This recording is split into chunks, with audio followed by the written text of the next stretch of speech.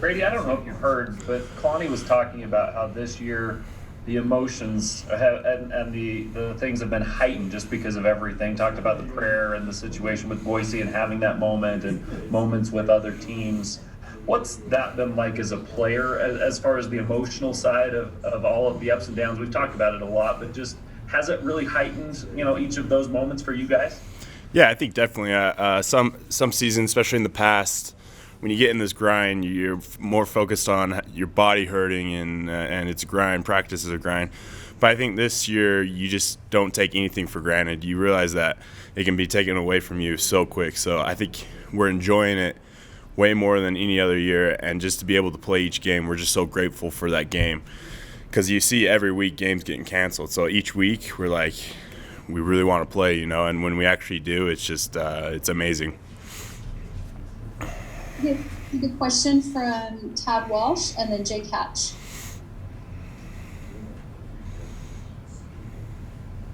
There. Okay. Brady, let me ask you about the post-game prayer, if I could.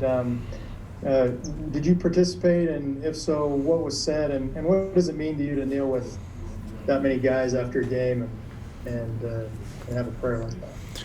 Yeah, I was actually in the back, so I couldn't really hear the words that were being said, but I could feel it, Sometimes the Spirit talks louder than any words that can be said. And so just to be a part of that and have nearly 200 people there coming together and pray to our Heavenly Father, it's always cool, and it is way cool to be a part of. Yeah, Brady, with a bye week here, what are you looking to do this week after 8 games and 7 straight weeks of playing? Yeah, my first priority is get my body right, get it healthy, and get stronger this week. We're a team that relies on lifting and getting bigger and faster throughout the season. So definitely that's a big part of this week. And then also just like little technical stuff. I think we're all going to be focused on getting better in our game. Obviously, we're through a large portion of our season, so it's not like we can make major improvements of anything, but we can definitely improve on some of the small techniques that we all struggle with.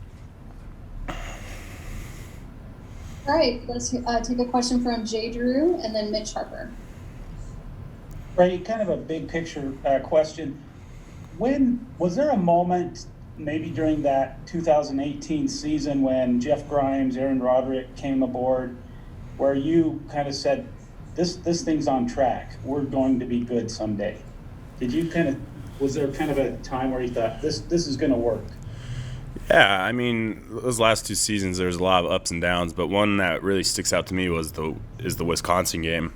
I knew we had the guys to win against anyone. We had the talent to win. We had the coaches to win. I knew we could win anybody. But obviously that didn't turn out. Over the next 15 games, we lost some games that we shouldn't have. But now that it's coming together, it's not necessarily a surprise, but it's kind of been like, finally we're here. We know we could get to this point, and now that we're actually here, it feels awesome. And then can you just, BYU starting to push Zach Wilson for the Heisman, how will that go over with the team as a whole? Yeah, it's obviously we don't want to drink the poison. We still got 2 games left, and then whatever happens after that. But yeah, it's been awesome playing with that kid. I mean, no one works harder, and the fact that he's getting all the attention is great, and he deserves it.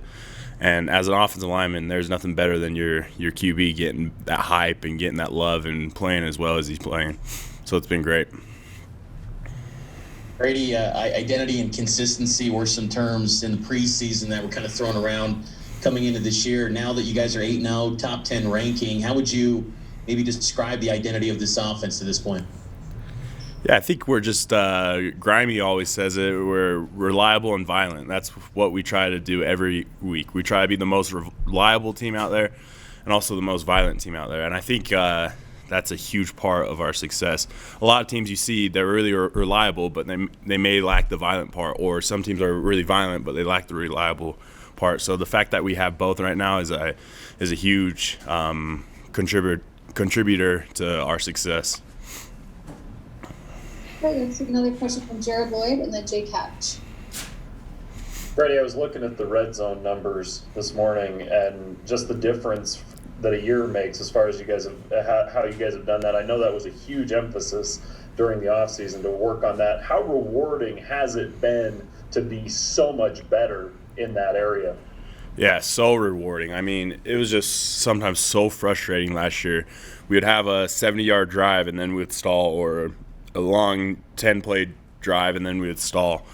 And that takes it out of you a little bit because you're just grinding and it's hard and you're tired. And when you don't get any points out of it, it's crushing. And so the fact that we've been able to score consistently and score touchdowns, it just helps with the momentum and the mojo of the team. And it's just been so huge this year.